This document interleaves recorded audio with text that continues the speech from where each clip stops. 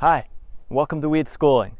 My name's Scott, and today we're going to talk about preparing your dry shed, part 1. So, first we're going to start with a supply list and initial prep. Okay, so these are things that you're going to need for drying your flowers. You're going to need string. We're going to use the string to string up lines that we're going to actually hang the cuttings on. You're going to need, before I get to the rest of these things, we're going to talk about the ideal drying temp, because that's going to play into how these are used, and it's going to make a lot more sense to you on why you need them, because obviously thinking about heaters right now seems pretty crazy for a lot of us. So the ideal drying temp is 68 to 70. So you don't want the flowers to dry really quickly. 1 to 2 days is too fast. Ideally it's like 4 to 5 days. That's kind of the prime time. And the reason for that is when they dry longer and have a longer curing process, the flower is going to look a lot better. It's going to look more vital, and it's also going to preserve and bring out more of its flavor and taste. If you ever dried anything just in the sun, you notice it really shrivels up. It dries really quick. So most certainly don't want to dry it in the direct light, and really want to go for that 68 to 70. It could be on either side. You go down to 65, you could go up to 72. So there is a varying range, but that's our ideal. So I talked about what happens if you dry it too fast. Now what happens if you dry it too slow? The issue with drying it too slow is mold. The celebration isn't always over right when you cut, because there's still a process when you can get mold. So the battle continues, and it can happen in the dry shed. We've been part of gardens where people had an amazing harvest. It went in the dry shed and no one was maintaining the temperature. No one was dumping out the dehumids, and mold spread throughout the dry shed. So you need to be on it the entire time. So maintaining that temperature and being present throughout the whole process is really important, so that mold doesn't happen in the dry shed and also in the curing process. That's another space that it can happen. So this is your ideal temperature. Now there are times when you want to dry it really quick and you want to raise that temperature real high. You want to put you want to turn your dehumidifier all the way up so it's sucking as much moisture out of that room. And those times are going to be when you've harvested some things that have the mold spores in it, and you're concerned that it might grow in the dry shed. Now it's rare that it'll grow really very quickly. So I mean, you could increase the temperature a bit and try to get it dried in a few days, but ideally you're not going to do that, and you can monitor it a lot more quickly so that you're not drying the entire crop that you have in that room quickly, because you really want to dry it much more slowly for the best and finest looking and tasting and smelling flower.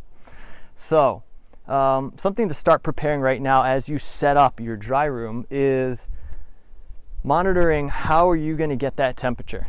Now obviously it's going to change. Some of us aren't even going to have our first harvest for 3 weeks. So this is something that maybe you don't do right now, but maybe in 2.5 weeks, a few days before you start harvesting, you want to start seeing how you can maintain this temperature.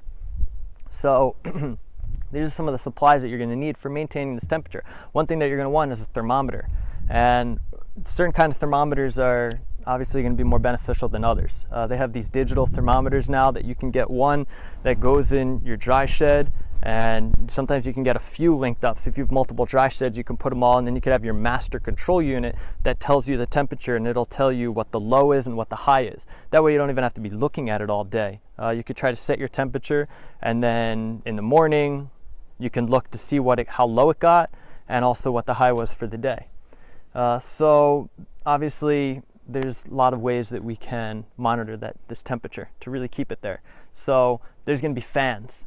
They're going to obviously help keep it a little bit cool, but also the fan is going to keep the air circulating, which is really important for getting the drying to go smoothly and also to avoid mold from proliferating.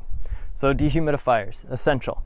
You can get them at Home Depot, you can order them on Amazon, many different places you can get dehumids. They're going to help suck the moisture out of the air and keep the drying process happening. Dehumids is something that you want to be on top of. You want to make sure you're emptying them 1 to 2 times a day. If you're putting a fresh cutting in there, you want to be emptying it sometimes 3 times a day. It really matters what's going on. If it just rained and then you put it in there and it's really wet, you're going to want to be really being on top of them. So heaters, obviously this time of year, heaters seems really crazy, but you may be harvesting all the way through mid-November. So it might be not something that you're monitoring right now, but as you get into harvest, something you want to keep in mind, because you don't want your temperatures to really be dropping below 60 in the night. You really want to keep the drying happening the entire time. And you certainly, if you live somewhere where it's moist and in the evenings, it's getting really dewy and you're letting the temperatures drop, then it could rehydrate the room. So something we want to be on top of. AC is something that's going to come into play now, because we don't want the temperatures getting too hot, it'll dry too quick. So now's a good time to really start monitoring the higher end of your temperatures to make sure you can keep it in this range. So these are the ways that we're going to control the temperature: the fans, the dehumids, heaters, and AC. The thermometer we got. Markers and tape. You're going to use tape to mark your lines so that you can know what strain you've got. And also after you harvest it, then after you take it off the line, so you put it in the bins or containers or jars, whatever you can mark, and you know what strain.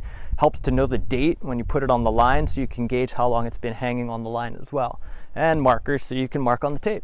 So depending on the size of your harvest, there's different ways to cure it.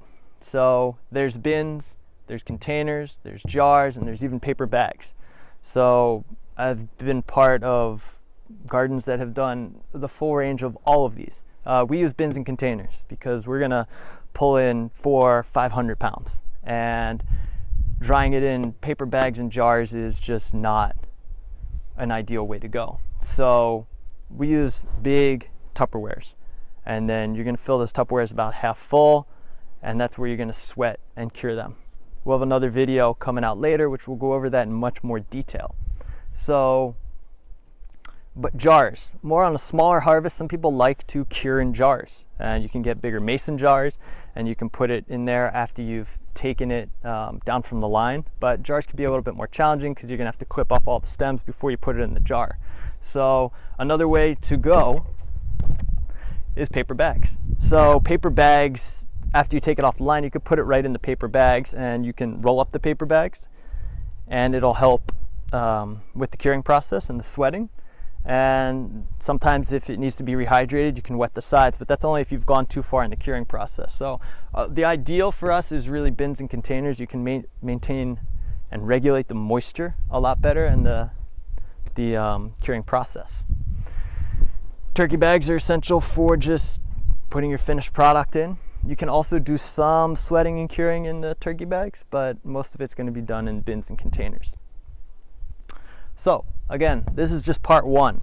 In about another week or two, when we start building out one of the dry sheds here, we're going to get in there and do a whole video on how the dry shed's built, how we put up the lines, how much spacing we give between the lines, how to do an upper line, a lower line, how to set up drying racks that don't have to necessarily be attached to the wall, and also trays. Some people like to just dry on trays. Also, when you get a lot of smaller little popcorn buds that aren't connected to a stem, can't hang on a line, it's nice to have a tray to dry them on so that it can be used. So thanks for joining us for preparing your dry shed. Please stay tuned for part 2 and other things we got coming for you on harvest, curing, a lot of other good content. Don't forget to subscribe, like, comment, share, and anything else good that you got for us or want to share with us, please do.